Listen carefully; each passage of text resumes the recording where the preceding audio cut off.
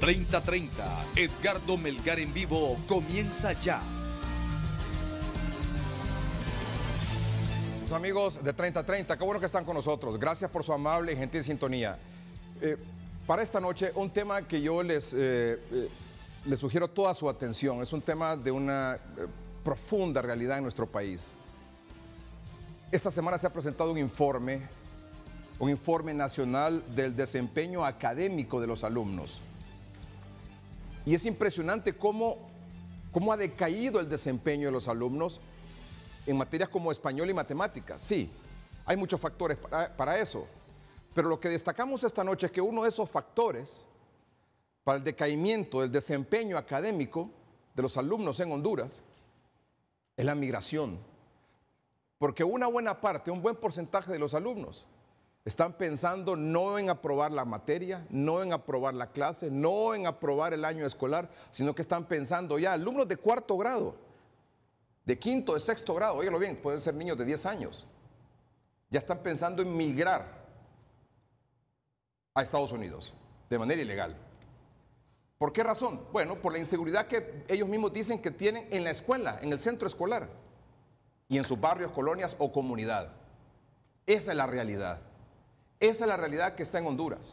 ¿Por qué tanto padre de familia en Honduras continúa arriesgando su vida y la de sus hijos tratando de llegar ilegal a Estados Unidos? Y a pesar de esa política de cero tolerancia, eso continúa y no baja. Ese es el tema esta noche.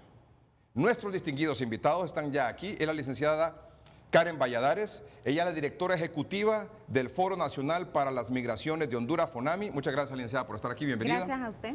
Nos acompaña también, atención, el doctor Roosevelt Hernández. El doctor Hernández es exdirector del proyecto MIDE, Mejorando el Impacto al Desempeño Estudiantil de Honduras. Muchas gracias por estar aquí, doctor. Muchas gracias, don Edgardo, por la invitación. Nos acompaña también la abogada Sally Valladares, ella es la coordinadora del Observatorio de la Migración Internacional de la Universidad Nacional Autónoma de Honduras. Abogada, gracias por estar aquí. Muchas gracias por la invitación. Coincidencia, los tres debutan esta noche aquí en 3030. De nuevo, muchas gracias por estar aquí. Y yo les pido porque no solo tienen información, sino que tienen vivencias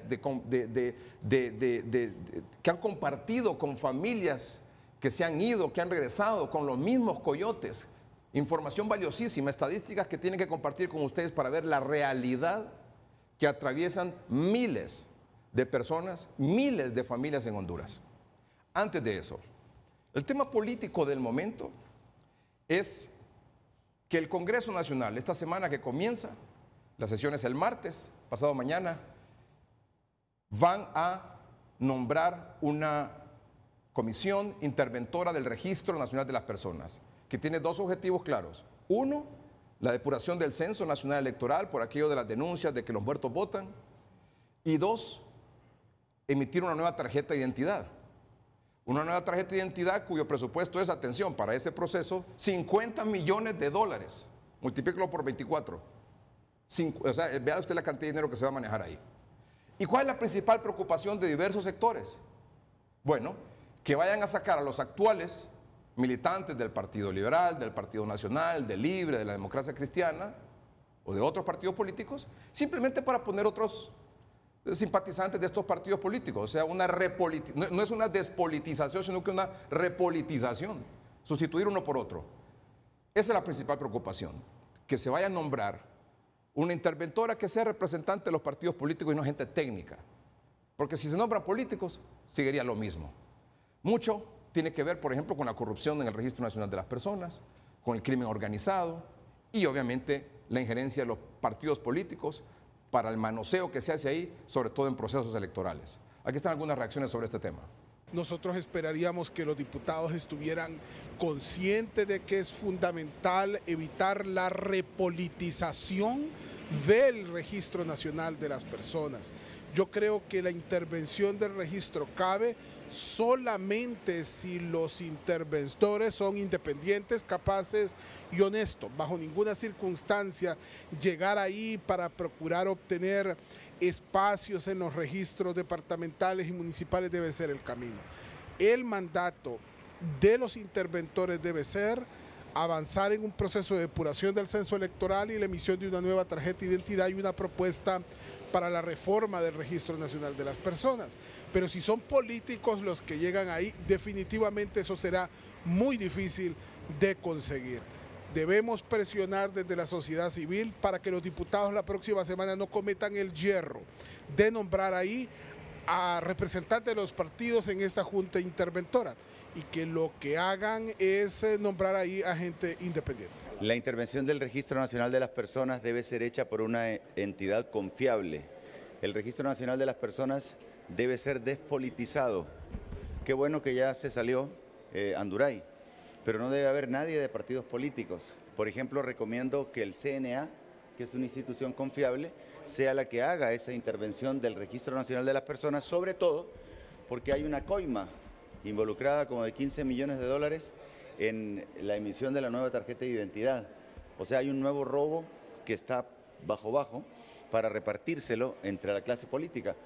Entonces, mi opinión es que debe aprovecharse este momento para eliminar la parte política y dejar que sea un ente neutro, que no tenga nada que ver, y eso mismo propongo también para el Tribunal Electoral. ¿Quién integra la comisión interventora? Bueno, personas decentes como Gabriela Castellanos, como el abogado que trabaja con ella en el CNA y muchas otras personas decentes. Honduras tiene mucha gente honrada y decente. Infortunadamente, la mayor parte de la gente que no es decente es la que ocupa la presidencia de la República, las curules del Congreso, la Corte Suprema, el Ministerio Público. Entonces yo llamo a la gente decente de Honduras a que alce la voz para integrar el Registro Nacional de las Personas, nuevo Tribunal Electoral, quitar a la clase política que se roba el dinero y que contribuye a que haya cada vez más pobres. Si las finalidades son exclusivamente políticas y lo que quieren es ceder el Registro Nacional de las Personas para que los del Libre y Salvador Narrala y los otros se calmen, están engañándonos, porque el Registro Nacional de las Personas debe ser una entidad técnica. Así fue diseñada como una entidad técnica en donde los partidos políticos no tuviesen intervención alguna. Pero ¿qué es lo que ocurre ahora? El pueblo hondureño gasta enormes cantidades en un servicio que se podría reducir en 2/3. Te voy a poner un ejemplo. Para ir a repartir tarjetas de identidad al municipio de Nacaome, tienen que ir, en vez de una persona, tienen que ir 3 personas y un chofer y un carro, porque tiene que ir uno del Partido Liberal, uno del Partido Nacional y uno de la Democracia Cristiana. Entonces, ¿para qué van 3 si es una tarea que puede hacer uno solo? Porque es que no se confían unos con otros, pero además los partidos y la gente partidaria que está ahí se beneficia con los viáticos. Es decir, se aprovechan de un asunto técnico para beneficios personales y ellos sencillamente hacen lo que miran a hacer a los dirigentes políticos. Yo conozco un dirigente político que apenas se casaba una hija suya, el regalo era un acuerdo nombrándolo a perpetuidad como funcionario del registro de las personas sin que tuviese la mínima competencia y sin que fuese necesario que él estuviese en el cargo. Es decir, ahí hay mucho problema. Y una junta interventora integrada por políticos va a ir a hacerle mucho daño al país y mucho daño al registro. Se necesita una junta interventora técnicamente profesional, políticamente distante de los partidos políticos y que piense en la seguridad del país y no en el beneficio pecuniario de los partidos políticos. Interesantes opiniones esta noche de nuestros entrevistados sobre la intervención al Registro Nacional de las Personas. Les decía que el Congreso Nacional va a nombrar esta Junta Interventora, son 3 miembros. Esta semana se dará a conocer los nombres. Ya ustedes escucharon la advertencia que hacen, que no vaya a ser una repolitización, sino que una despolitización. 2 son los temas: la depuración del Censo Nacional Electoral y la emisión de una nueva tarjeta de identidad. $50 millones es el presupuesto para emitir una nueva tarjeta de identidad. No se sabe tampoco cuánto tiempo va a durar esta Junta Interventora. Lo que sí se sabe es que van a sustituir a las actuales autoridades del Registro Nacional de las Personas. Por ejemplo, el secretario general, don Fernando Andural, ya renunció de su cargo. El señor Villela, Gerardo Martínez y otra persona de la democracia cristiana, seguramente en el transcurso de esta semana serán sustituidos cuando se nombre esta Junta Interventora en el Congreso Nacional. El tema de esta noche. Vamos a comenzar con el doctor Roosevelt Hernández. El doctor Hernández, les decía, es exdirector del proyecto MIDE. MIDE es Mejorando el Impacto del Desempeño Estudiantil de Honduras desde 2004 hasta 2018. Sí. Y el que se acaba de presentar este viernes fue 2017. El de 2017. Sí. Y uno de los hallazgos más importantes, doctor Hernández, no sé si es una tendencia ya desde 2015, 16 o 17, o lo descubren en este nuevo informe de 2017, en este análisis, en este estudio, elaborado en los 298 municipios del país. Así ¿Es una tendencia o es algo nuevo el hecho de que alumnos de 4., 5. y 6. grado ya estén pensando en migrar hacia Estados Unidos? Bueno, muy buenas noches, don Edgardo, y a todos los televidentes. El proyecto MIDE ha estado elaborando desde un punto de vista externo evaluación al desempeño estudiantil de los niños de 1º a 9º grado y brindando la asistencia técnica a la Secretaría de Educación. Y como un ente, digamos, financiado por la cooperación estadounidense, la USAID, ha estado precisamente evaluando cómo están en matemáticas y español los niños de los grados mencionados anteriormente. Hasta el 2010, digamos, los datos estaban muy bajos. 2012 comienza una tendencia de mejora, pero 2014 se estabilizó, se estancó. Y el último año, el año pasado, en noviembre, aplicamos pruebas a cerca de 300,000 niños en todo el país, en los 18 departamentos, en los 298 municipios. Y precisamente detectamos un elemento clave, que es que solamente el 32% de los niños de 6º grado están adquiriendo las competencias de manera satisfactoria o avanzada. Es decir, el 68% no están adquiriendo las competencias de la lectura como deben adquirirla, de 6º grado. Y en 9º grado, el 37% están adquiriendo de manera satisfactoria. En matemáticas es, digamos, un poco más crítico, por cuanto solamente el 7% de los estudiantes de 6º grado están en un nivel satisfactorio y avanzado. Es decir, el 93% no están adquiriendo las competencias necesarias para poder ampliar su mundo en el cálculo, en la geometría, en la estadística, en las probabilidades. Y en 9º grado, solamente el 5%. Evidentemente... Un momento, vea este dato, ¿verdad? O sea, es impactante, ¿verdad? Sí. Decirlo así rápido y sin detenernos un momentito a eso, pareciera que es una cosa común, trivial, sin importancia, menor. El 68% de los niños en 6º grado no están adquiriendo los conocimientos básicos para 6º grado en español, en lectura. En lectura. El 68% de los alumnos en Honduras, sí, en español, sí, aplazados en español. Diríamos que aplazados, o sea, están adquiriendo mínimamente para probar el grado. Apenas. Apenas, pero... En 9º grado, el 63% están adquiriendo las competencias mínimas para poder desempeñarse y en matemáticas, solo el 7% de 6º grado, y el 5% de 9º grado están adquiriendo las competencias básicas de manera satisfactoria o avanzada. O sea que el otro 93% y 95% están con un déficit de aprendizaje. ¿Por qué?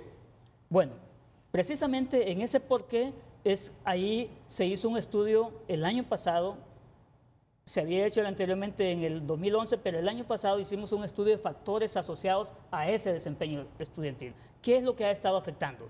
Y se evaluaron distintos factores, factores dentro del aula, factores dentro del centro educativo, factores en la comunidad y factores también de contexto. Bajo esa dimensión se evaluaron cerca de 90,000 estudiantes de tercero, sexto y noveno grado. A ellos se les, de cuarto, sexto y octavo grados. A ellos se les aplicó un cuestionario adicional a las pruebas de matemáticas y español. Y dentro de los elementos, pues, encontramos elementos que tienen que ver con el centro educativo, pero en este caso, y por primera vez, incorporamos estos dos elementos que no los habíamos considerado en estudios anteriores. El fenómeno de la violencia y el fenómeno de la migración. En el fenómeno de la violencia, pues cerca del 30% de los jóvenes de sexto y octavo grado manifiestan que han sido víctimas de violencia yendo de su casa a la escuela o de la escuela a su casa. Esto es poco crítico, es bastante crítico. Y el elemento de migración, pues también se les preguntó a los niños si están pensando en migrar, si están planificando en migrar, si ya están buscando los recursos para poder migrar. También se consultó cuántos de ellos tienen familiares en el extranjero que ya migraron y por qué razón. En ese sentido, encontramos que los jóvenes de todo el país, evaluados en los 298 municipios. Está hablando de 90,000. De los 90,000, sí, que son los de sexto grado que se investigaron. Sí. Que eso es representativo de todo el país. Está hablando de 90,000 niños, pero de todo el país. Es claro que esta muestra no es una muestra intencional, es una muestra probabilística, de manera que es aleatoria para poder determinar cómo está todo el país. Claro. Entonces, esos representan a todos los niños, sí, de cuarto, de sexto y de octavo grado. Bajo esa dimensión, se les hizo la consulta. ¿Qué están pensando sobre migración? Y encontramos que el 24% de los niños están pensando en migrar. El 29% ya hablan sobre migrar. O sea, cerca del 30% están hablando cómo migrar. El 20% están haciendo planes para migrar. Y el 15% están buscando los recursos para poder migrar. El 24% está pensando en migrar. En migrar. El 29% están hablando de migrar. Sí. El 20% tiene planes de migrar y el 15% están buscando los recursos para migrar. Ciertamente. Mire, por ejemplo, ahí está. Pienso en migrar. En el lado derecho está todo. Total nacional. Sí, ahí quedémonos ahí. Si uno lo desagrega por área, ve que está igual. Uno pensaría solo las áreas urbanas están con este fenómeno, pero casi idénticos los valores. Entonces, por ejemplo, dice, cuando le pregunta, ¿pienso en migrar? El 23.8. Sí. Hablo sobre migrar, 29%. Hago planes para migrar, 18.9%. Hago lo necesario para migrar, 15.2%. Eso es crítico. Y eso es un factor, evidentemente, que está afectando el aprendizaje. Estamos hablando de niños de qué edad, ¿cuarto, sexto, octavo grado? Cuarto grado son de niños de 10 años. 10 años. De 10, 12, 13 años, 12 más o menos, años hasta 14. De sexto grado, ¿sí? 13, 14 de octavo grado. Sí. Y le hicieron la siguiente pregunta, ¿por qué? Sí, bueno, ¿por qué están pensando? Bueno, uno de los factores... ¿Por qué están pensando unos? ¿Por qué están hablando los otros? ¿Por qué están planeando los otros? ¿Y por qué otros están buscando los recursos para migrar? ¿Qué le dijeron? Bueno, es que un buen grupo tienen ya sus padres que migraron.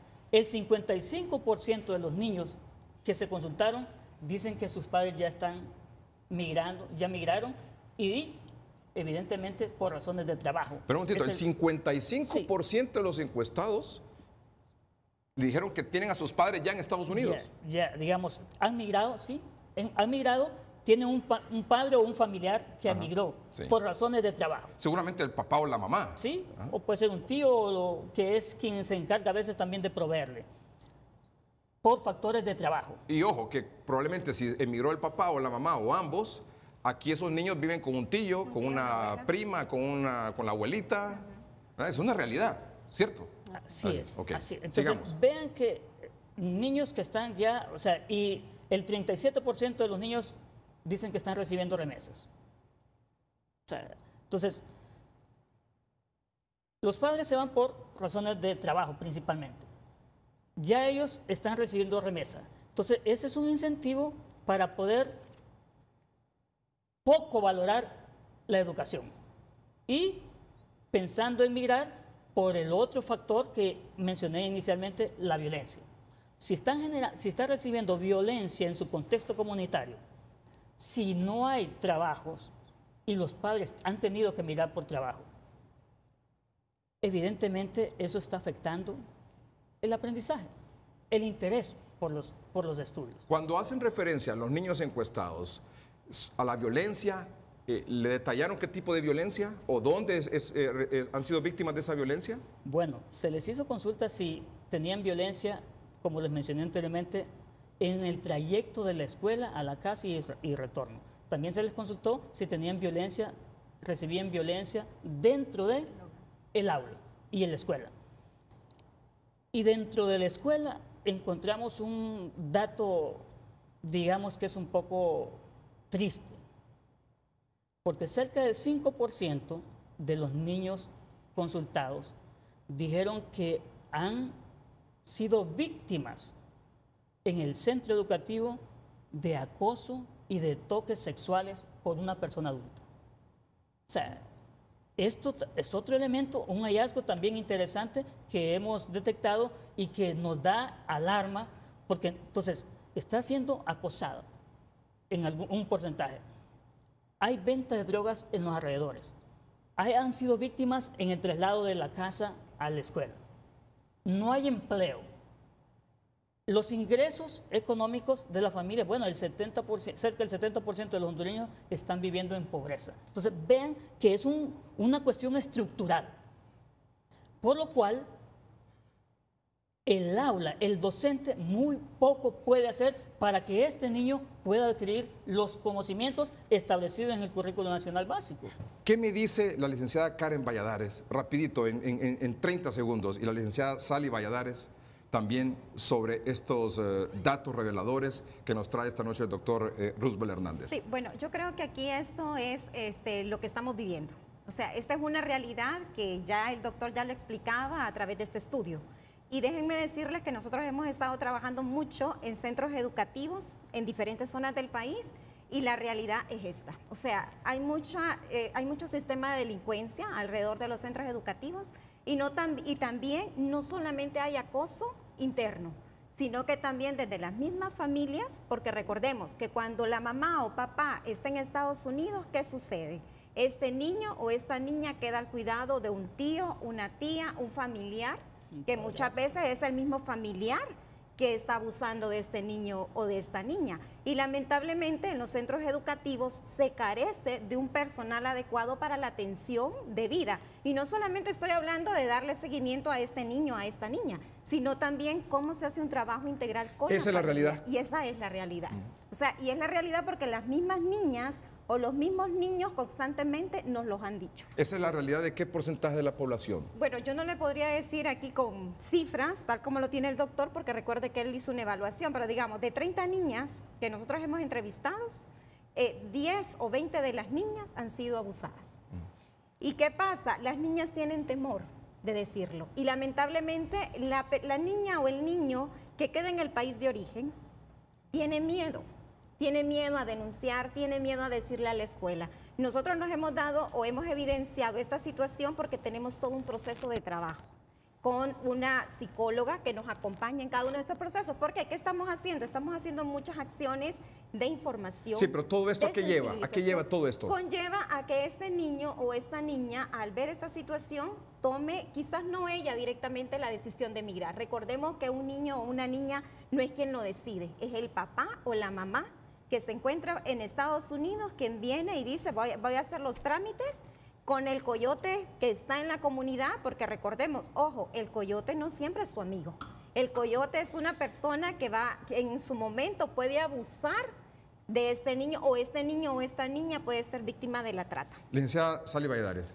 Sí, yo quería referirme sobre estos informes porque efectivamente estos informes tienen varios años de estarse emitiendo y quiero referirme al informe emitido en 2013 y 2014 porque precisamente ya se evidenciaba en el 2013 que el 5% de la deserción escolar estaba relacionada con la migración.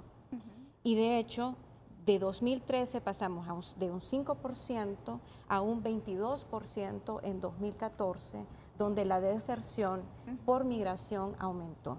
De hecho, el mismo gobierno en aquel momento evidenció que 6.500 niños en el 2014 habían abandonado la escuela y migraron. Y de hecho también estas razones que vemos en el informe no han cambiado, las razones de emigrar, que son precisamente relacionadas a la reunificación familiar y a la violencia. Ahora, la pregunta es, ¿por qué los padres de familia arriesgan su vida, arriesgan la vida de sus hijos, tratando de llegar de manera ilegal a Estados Unidos? ¿Qué los obliga, los orilla, a pesar de esta política de cero tolerancia y todo lo que hemos visto en las noticias de lo que están haciendo en la frontera el gobierno de Estados Unidos en la frontera con México? A pesar de eso, ¿por qué continúa este riesgo, esta decisión de los padres de familia de salir de Honduras de manera ilegal con todos sus hijos? ¿Por qué? Vamos a un corte comercial y regresamos.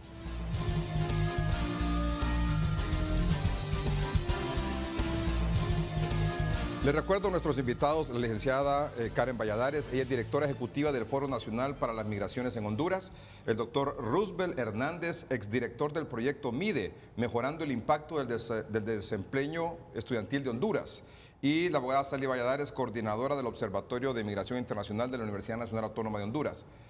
Decía la licenciada Sally Valladares que de un 5 en 2013 pasó a un 22% en 2014. La deserción escolar. La deserción escolar.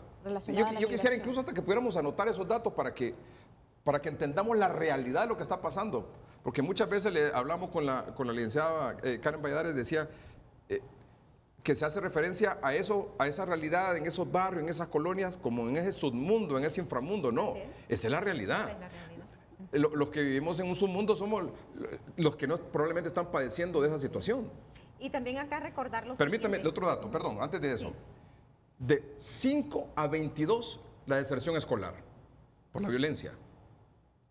La deserción escolar relacionada a la migración. A la migración. Y dentro de esas razones por migrar es reunificación familiar y violencia. Entonces, imagínense, del 5 al 22% aumentó la deserción escolar por la migración. Y de los que están en la escuela, el análisis que usted hizo, en español y en matemáticas, están aprendiendo lo mínimo en 6º y en 9º grado, porque están más pensando en irse de Honduras que en estar aquí, ¿correcto? Sí. Y un dato adicional, vean qué revelador. En nivel medio en Honduras, todos los muchachos, los jóvenes, en edad de estar en un colegio, sí.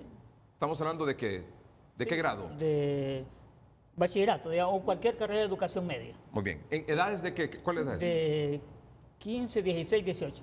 15, 16, 17, 18 años. Esos jóvenes en Honduras, solo el 32% están en la escuela o en un centro educativo. Sí. Sí, o sea, ¿es así? ¿Se da? Así es dato, o sea, es crítico. Solo, o sea, todos los jóvenes en edad de estar en un centro educativo de segunda enseñanza, en bachillerato, en cualquier carrera, 15, 16, 17, 18 años, solo el 32% está en un centro educativo. Así es. ¿Y dónde está el resto?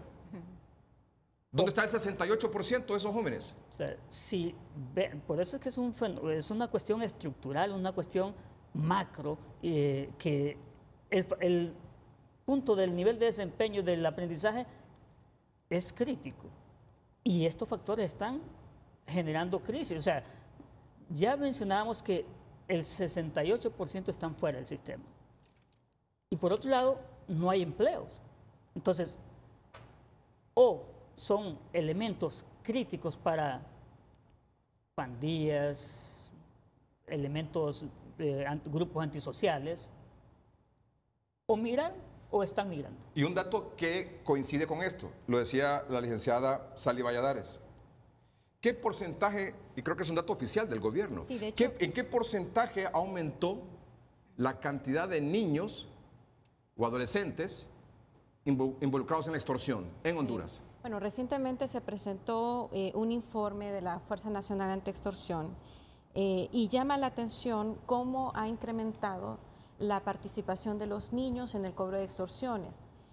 En comparación al año 2015, que era el 20% de participación, ahora tenemos más del 40% de los que cobran extorsiones son niños. Y aquí es algo muy revelador, porque la migración de los niños tiene esta doble connotación, reunificación familiar y el tema de la violencia. Pero cuando ahondamos en el tema de la violencia, las amenazas, la extorsión y el reclutamiento forzoso son precisamente las razones que están asociadas con violencia.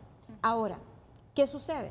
El niño se ve amenazado de cualquier manera, porque es el niño al cual están obligando a que cobre una extorsión, o el niño que es parte de una familia donde su madre, su padre están siendo amenazados.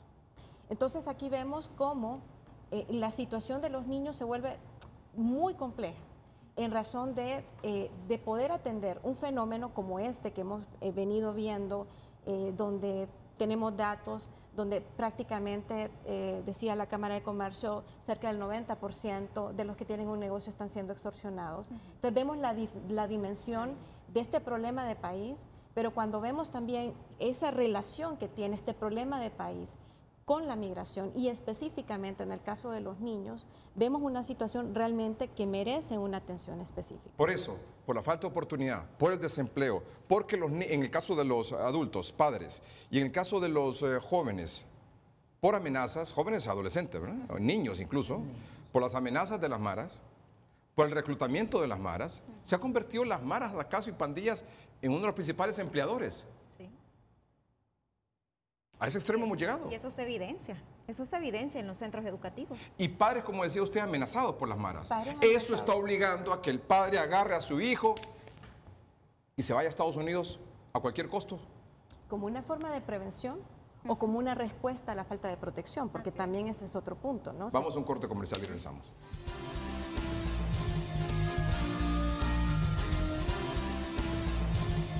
¿Podríamos tener un dato esta noche de qué porcentaje, no sé si la licenciada Sally Valladares o la licenciada Karen Valladares, doctor Hernández, qué porcentaje de los jóvenes en Honduras están dispuestos a migrar? Por las razones que hemos hablado aquí. ¿Tiene usted ese dato? Sí, bueno, de hecho hay varios estudios y de este año recientemente se presentaba uno sobre la propensión a migrar.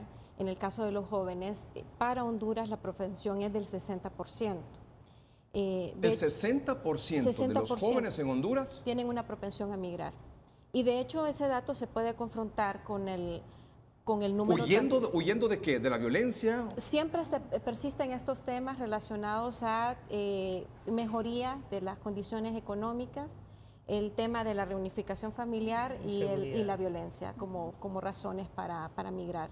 Una de las razones, o peticiones, quiero decir mejor, que más se hacen al gobierno de Estados Unidos en cuanto a asilo se refiere, es por temor a las pandillas. Y se da ese argumento. Vengo huyendo con mis hijos porque me quitaron mi casa, porque estamos amenazados por la extorsión o porque me quieren reclutar a mi hijo para que sea parte de las maras y pandillas. Sí, y que sea parte del narcomenudeo.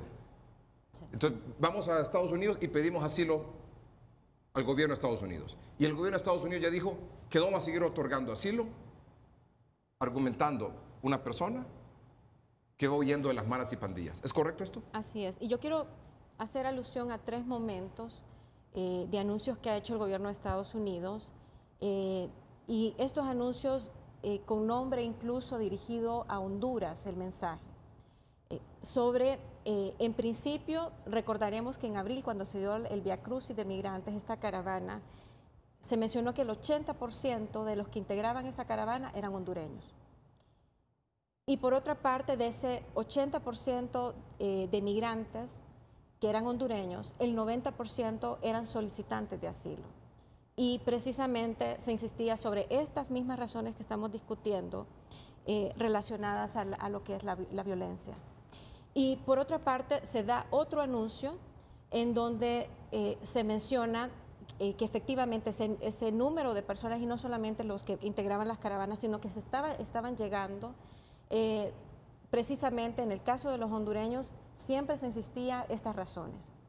Y este anuncio reciente donde se menciona que en Estados Unidos cambiaron las políticas de asilo y se menciona que no van a admitirse más peticiones relacionadas a lo que es la violencia de maras o pandillas, es precisamente otro anuncio para países como el nuestro, donde vemos que el número de peticiones de asilo relacionados a estos temas ha ido incrementando. Y solo hay que hacer la relación entre lo que fue el año 2016 y 2017. En 2016, los 3 países del denominado Triángulo Norte de Centroamérica presentaron 164,000 solicitudes de asilo en Estados Unidos.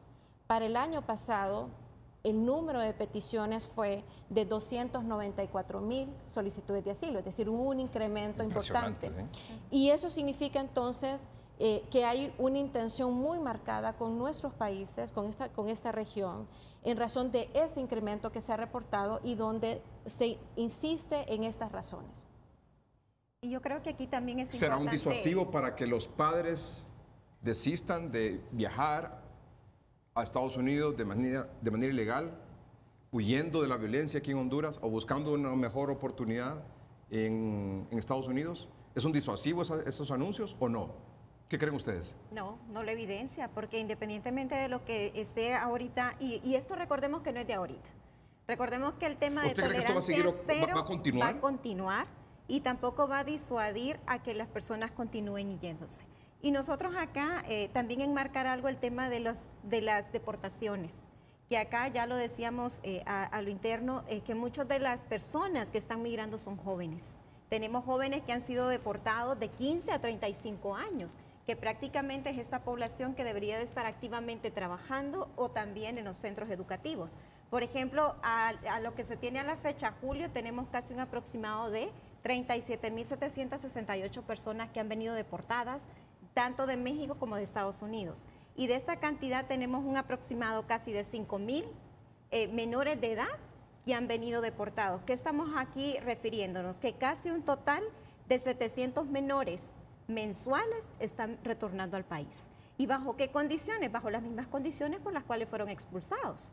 Por el tema de la violencia, por el tema del cobro de impuestos. O sea, que no hay una protección prolongada para este niño o esta niña que por X o Y razón, a través de sus papás, toman la decisión pues, de iniciar esta ruta migratoria y de manera irregular. ¿Ustedes creen que las condiciones que empujan, que orillan, que obligan a una persona, a un padre de familia, a agarrar a su hijo e irse para Estados Unidos, a su hijo pequeño, adolescente, ya sea niño o niña, han cambiado o se mantienen?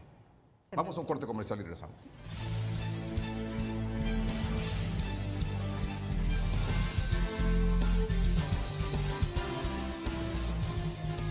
Decía la licenciada Karen Valladares que casi 38,000 hondureños han sido deportados entre Estados Unidos y México en lo que va del año. Sí.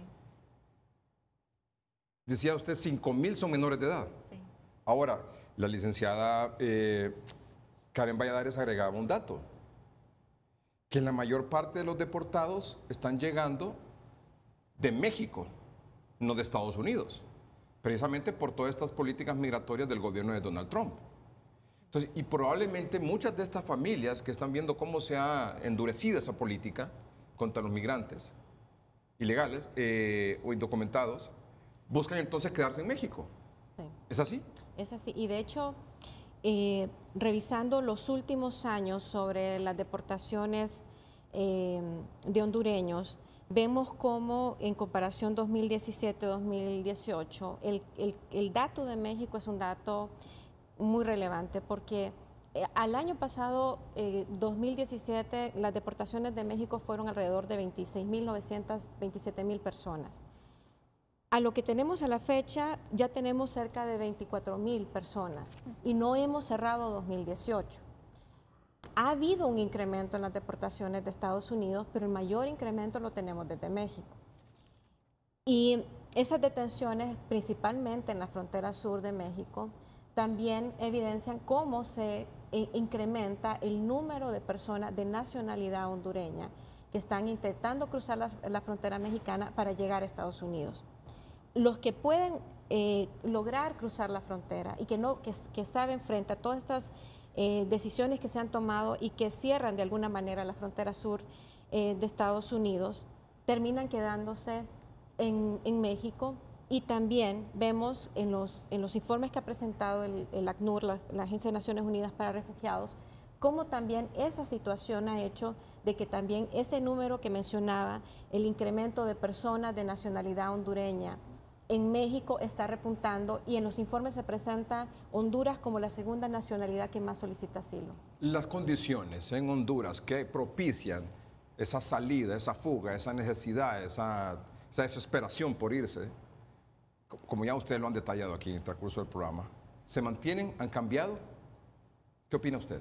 Bueno, precisamente si vemos de lo que ha sido el huracán Mitch, ¿no? Que fue este momento donde pero me se refiero miran a las causas estas, por ejemplo, el desempleo, la falta de oportunidades, la inseguridad, el tema de maras y pandillas. Quiero mencionar esto porque precisamente a partir del año 2006, 98 al 2006, la causa que se mencionaba más era relacionada a motivos económicos. O sea, aquello del buscando el sueño americano. Exactamente. Ya. De 2006 hacia estas fechas, lo que encontramos es reunificación familiar, porque precisamente muchas de estas familias se asentaron, terminaron haciendo que otros, ya sea sus hijos, sus parientes cercanos, sus mismos amigos, que terminaron también animados por hacer la ruta, pero cada vez más, el tema de la violencia se vuelve un tema realmente sensible en lo que son los motivos de migración. O sea, que ya no es aquello del sueño americano, sino que salen huyendo de la violencia. Así es, así es. Y la desesperanza también, porque los jóvenes uno les pregunta, bueno, ¿qué esperanza tienen Pero, en el país? ¿ha cambiado esto o se mantiene esta situación? Se ha agudizado. Definitivamente, en el caso de los jóvenes, yo quiero contar muy rápidamente una experiencia la semana pasada que tuvimos en un taller con jóvenes que precisamente estaban encuestando jóvenes que tenían algunos historial migratorio y otros sin historial migratorio.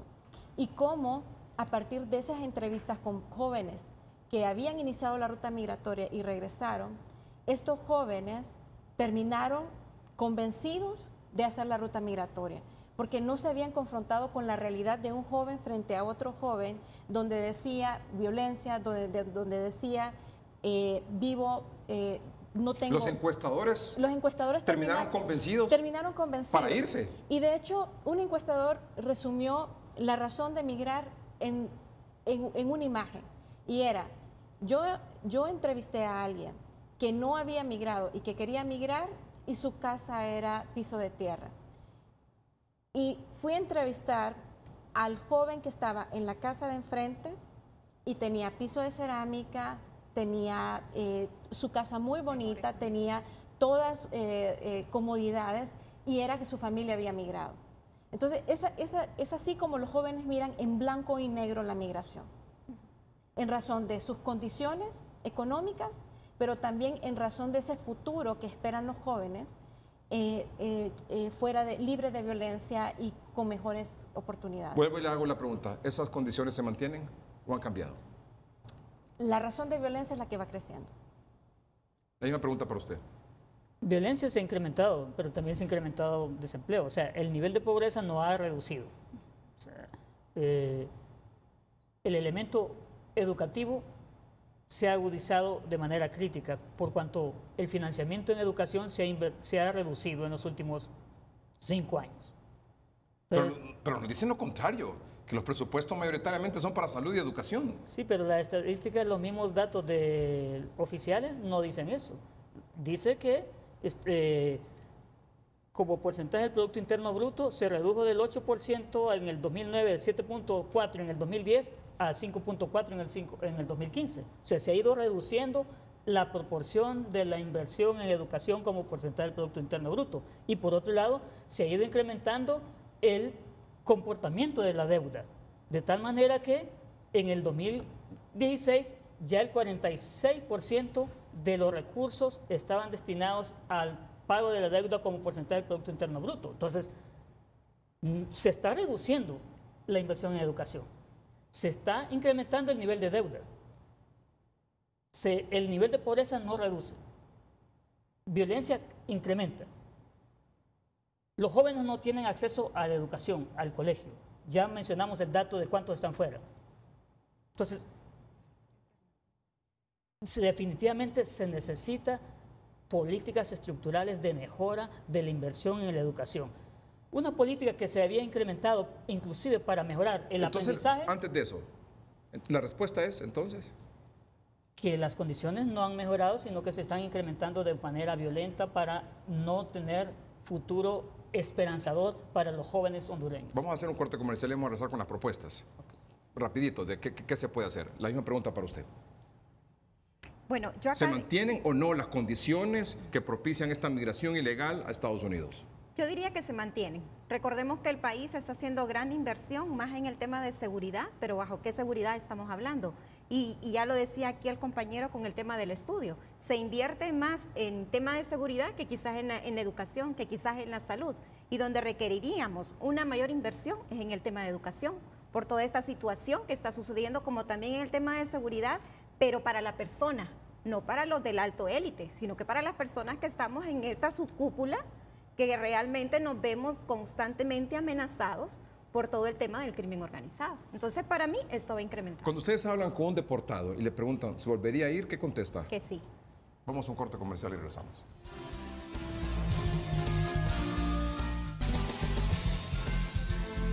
Cerramos el programa de esta noche, licenciada Karen Valladares, con una frase.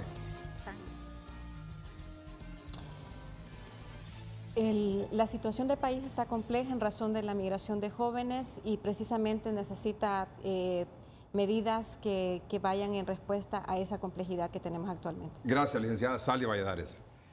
Doctor Hernández, una oración, una frase. Se requiere invertir en educación para que los jóvenes tengan el espacio donde aprender, donde cultivarse como ciudadanos, donde generar espíritu de emprendimiento para crear empleos. Licenciada Sally Valladares. Yo diría tener más políticas inclusivas, donde realmente se mire el tema de la integración, no solamente de este joven, niño o niña, sino que también de la familia. Muy bien, muchas gracias por haber aceptado la invitación esta noche. Gracias. A la abogada Sally Valladares, ¿verdad?